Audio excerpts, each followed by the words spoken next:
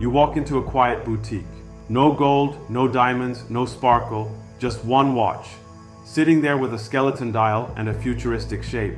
At first it looks simple, but when you flip the price tag, it's over $1 million. That's more than a Ferrari, more than a Rolls. Some of these even cost more than a private island. This is Richard Mille.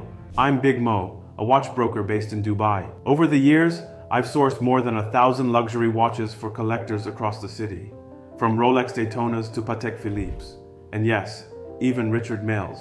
And if there's one question I get asked all the time, why are Richard Mille watches so expensive?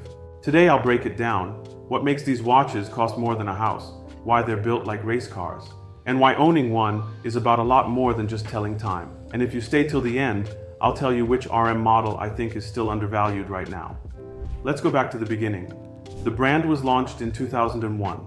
At the time, the watch world was dominated by heritage brands like Patek Philippe, Audemars Piguet, and Rolex.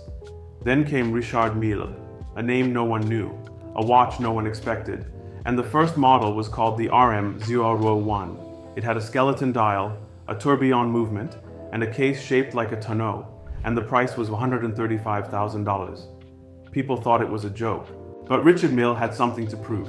So at Baselworld 2001, the biggest watch event in the world, he did something no one had ever seen. He took that six-figure watch and dropped it on the ground, on purpose, in front of dealers, partners, and collectors. The watch didn't break. The movement didn't stop. And from that moment on, the entire industry started paying attention. That exact watch, RM, number 001, is now one of the most iconic pieces in modern watchmaking. While other brands focused on tradition and luxury, Richard Mille did something different. He focused on technology and performance. His inspiration came from motorsports, aviation, and space engineering. And he wanted to create watches that were strong, light, and able to survive extreme conditions. This is why he created watches made from carbon TPT and sapphire crystal cases. These are materials used in Formula One cars, fighter jets, and satellites. No one used these materials at that scale before, because one sapphire case takes over 1,000 hours just to produce, for example, and each movement is hand-assembled and tested with aerospace-level precision. In short, it's super intense to produce these watches. But the result is crazy. These watches are built to perform. For example, Rafael Nadal plays tennis while wearing a $1 million RM. His serves reach 130 miles per hour, and his wrist movements are explosive. But the watch never misses a beat. Or Charles Leclerc.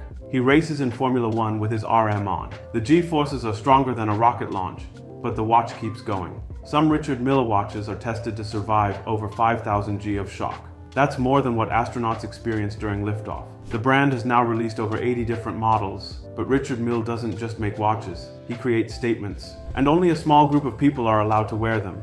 Even if you have the money, you can't always buy one. Richard Mille only produces around 5,000 watches a year, and they don't sell to just anyone.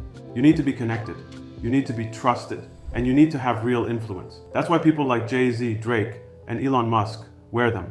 It's not just a brand, it's a symbol that you're part of something elite. In India, Anant Ambani has one of the most impressive RM collections in the world. He has spent tens of millions building their collections, and even impressed Mark Zuckerberg with it, and none of it is accidental. Richard Mille works directly with top athletes and icons, not just as customers, but as long-term partners. These watches are seen in real life, on the track, on the court, in the air, and that's what sets them apart. For most people, a Richard Mille will never make sense. It's too expensive, too rare, too extreme. But for those who live at the very top, it's the ultimate way to show power without saying a word. And before we wrap up, here's the model I think is still underpriced, the RM1103. It has the look, the movement, and the legacy. It's sporty, skeletonized, and has that iconic flyback chronograph. Still trading for six figures, but compared to other RM pieces, it's holding value strong and still has room to grow. If you're collecting, this one might be your best entry point into the world of Richard Mille. If you're in Dubai and ready to step into the big leagues, you know where to find me. See you then.